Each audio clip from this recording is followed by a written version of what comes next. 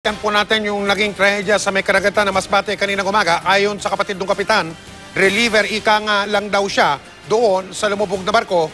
Pero magaling naman daw ang kanyang kapatid. Mula sa lungsod naman nila nakatutok live si John Consulta.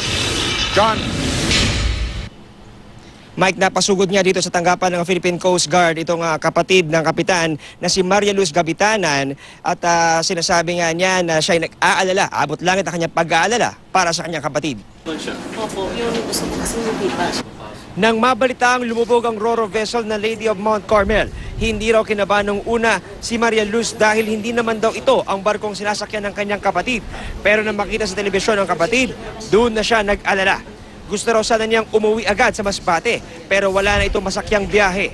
Magaling daw na kapitan ang kanyang kapatid, pero sa kanyang pagkakaalam, reliever lang ang kanyang kapatid sa Roro vessel dahil iba ang talagang hinahawakan itong barko.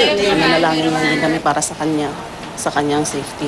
Yun nga lang, naawa lang ako dun sa mga namatay, di ba? Siya dun, hindi yun ang barko niya talaga. Iba yung barko niya. Ano po talaga yung barko niya? Yung Lady of Remedy. Yan, ano din yung medalyon, sister? Roro din po ba? Ang alam ko, cargo yan. Patuloy pa rin ang investigasyon sa sanhi ng paglubog nito. Yes, yung initial report tumagilid doon sa starboard bago tuluyang lumubog. So may indication sir na parang hindi balanse sa barko. Tingnan muna natin after the search and rescue, we will investigate and then we'll find out kung ano talaga nangyari.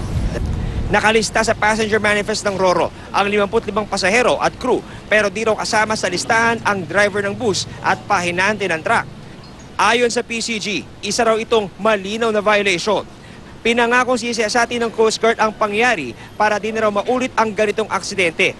Nagpalipad ang PCG ng rescue chopper kanina para sa aerial reconnaissance at nagpadala ng 2 barko para tumulong sa isinasagawang search and rescue operations. Muek, mula nga 54 ay umabot na sa 55 ang katao na na-recover na at nakuha mula sa search and rescue operation ng Philippine Coast Guard. At bagamat gabi na ay tiniyak ng PCG na tuloy-tuloy pa rin ang kanilang magiging operasyon para mahanap pa rin ang iba pang mga sakay ng lumubog na Roro vessel. Mike. Maraming salamat, John Consulta.